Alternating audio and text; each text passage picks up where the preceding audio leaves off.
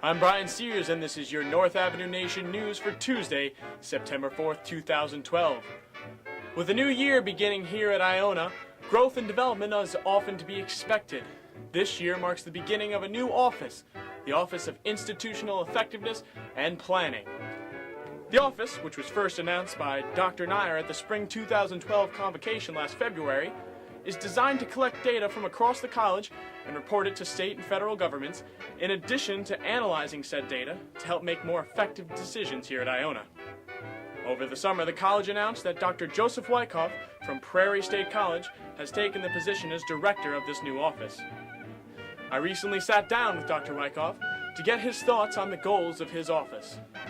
In the end, I hope that my office, we always will have to do the reporting, so that'll be continuing. But then on the other side of it is to support those activities that the college is seeking to do already, which is to improve in all these areas. So.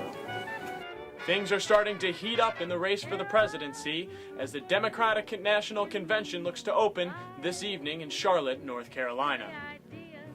Among the speakers at the event are Senate hopeful Elizabeth Warren and First Lady Michelle Obama, who will speak in defense of the president this evening after heavy attacks from Romney supporters at the Republican National Convention, which closed in Tampa this past week. Republican vice presidential candidate Paul Ryan was among the most aggressive attackers of the Obama administration, blaming the president for many of the economic hardships experienced over the last 4 years. They needed hundreds of billions more, so they just took it all away from Medicare. $716 billion funneled out of Medicare by President Obama. Although Ryan's words were well received at the convention this past week, controversy has risen in regards to the accuracy of some of the statements he's been making, especially in his attacks against President Obama. Several media outlets have been reporting that many of his facts are skewed, if not completely incorrect.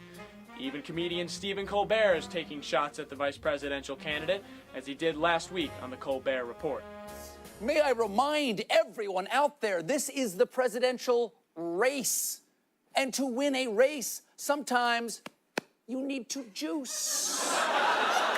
Ryan stretching the truth to make his speech more effective is just another form of doping, in that if you believe him, you are a dope. The New York Times reports that tens of thousands of African elephants have been slaughtered over the past year, more than any time over the last 2 decades. The increase is a result of conflict within the continent that is requiring more funding for weapons for military groups. As a result, elephants are being killed by military poachers in order to harvest the valuable ivory from which their tusks are made. The illegal ivory is then sold to China, where the prices have neared $1,000 on the streets of Beijing. Don't forget to check us out online at northavenuenation.com. I'm Brian Sears, and that's the news from North Avenue.